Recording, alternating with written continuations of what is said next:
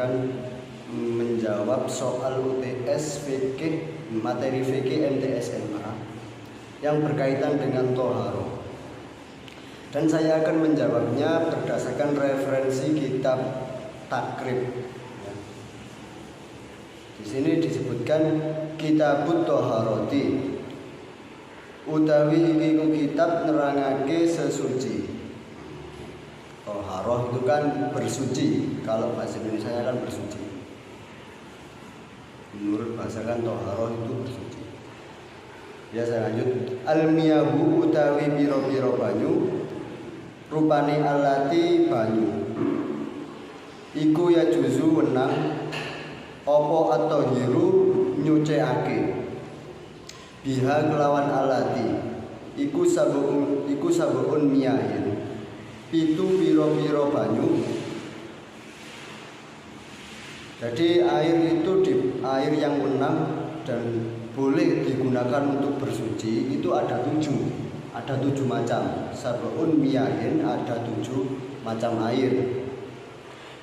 Nah, yang pertama rupane ma'us samai, banyu langit, wa ma'ul bahri, banyu segara, wa ma'un nahri, banyu begawan, wa ma'ul biri, lan banyu sumur, wa ma'ul aini, lan banyu sumberan, wa ma'ul salji, lan banyu salju, wa ma'ul bardi, lan banyu embun. Jadi di antara 7 air tadi yang pertama adalah wa ma'us sama. Wa ma'us sama itu air hujan. Yang kedua wa ma'ul bahri, air laut atau air segoro kalau bahasa Jawanya itu. Wa ma'un nahri, banyu begawan atau air sungai. Wa ma'ul biri, air sumur. Wa ma'ul aini, air sumberan. Air sumberan kalau biasanya itu air sumur bor, itu air bor-boran. Wa ma'u salji, air salju. Wa ma'ul barodi, air embun. Jadi ketujuh air tadi itu boleh digunakan untuk bersuci. Jadi ini airnya itu hukumnya apa? Hukumnya suci mensucikan kalau belum tercampur apapun dan tidak berubah warna, bau, dan rasanya. Jadi ketujuh air tadi itu boleh digunakan untuk bersuci. Boleh digunakan wudu, boleh digunakan istinja, boleh digunakan pokoknya bersuci yang lainnya. Saya akan menjelaskan tentang istinja. Istinja sendiri ini termasuk bagian dari toharoh. Nah, istinja itu hukumnya wajib ketika kita sesudah melakukan buang air kecil maupun buang air besar. Jadi hukum istinja ini wajib. Dan di kitab Takrib ini disebutkan bahwasanya kita boleh melakukan istinja dengan menggunakan batu apabila tidak ada air. Dengan catatan satu benda ini atau batu ini tidak dimuliakan atau bukan benda yang sakral, itu boleh dilakukan. Akan tetapi yang kali ini kita bahas adalah bolehkah istinja dengan menggunakan tisu?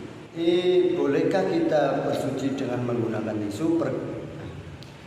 Di perkembangan ilmu, pengetahuan dan teknologi membawa perubahan-perubahan besar dalam pola berpikir dan pola bersikap masyarakat. Jadi gaya hidup mereka, gaya hidup masyarakat telah mengalami pergeseran-pergeseran sedemikian rupa. Nah, sehingga cenderung memilih sikap yang praktis dan mudah serta efisien. Jadi masyarakat kita sekarang itu lebih suka yang instan-instan, lebih suka yang praktis dan mudah serta efisien.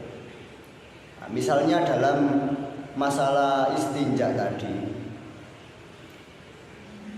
pada tempat-tempat tertentu seperti di dalam pesawat atau tempat-tempat lain yang sudah dipergunakan atau sudah menggunakan air sebagai alat bersuci, sudah tidak menggunakan air, maksudnya sudah tidak menggunakan air seperti pesawat, di hotel itu kan bersucinya itu kan menggunakan tisu.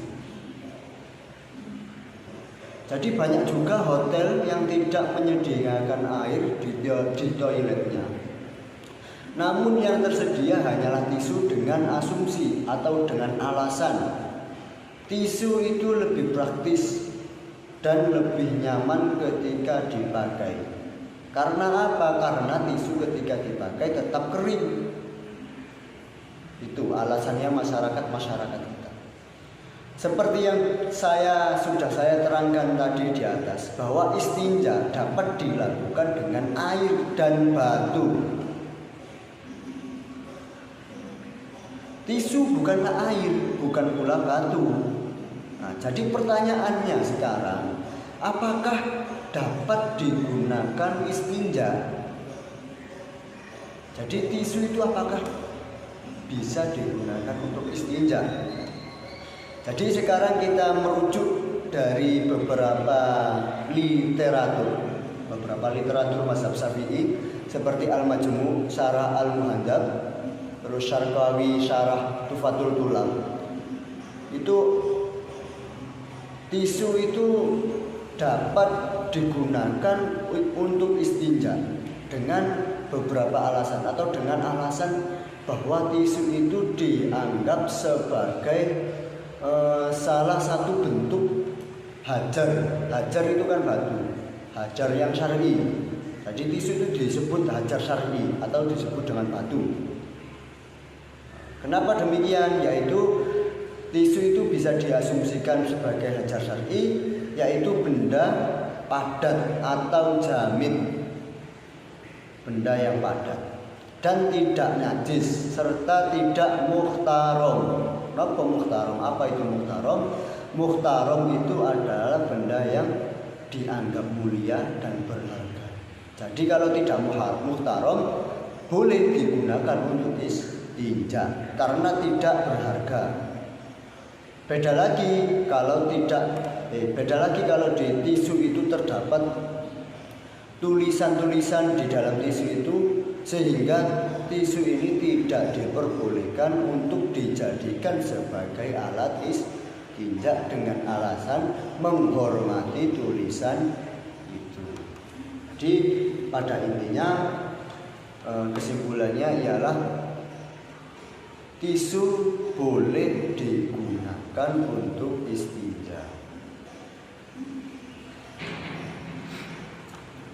Ya, cukup sekian penjelasan dari saya.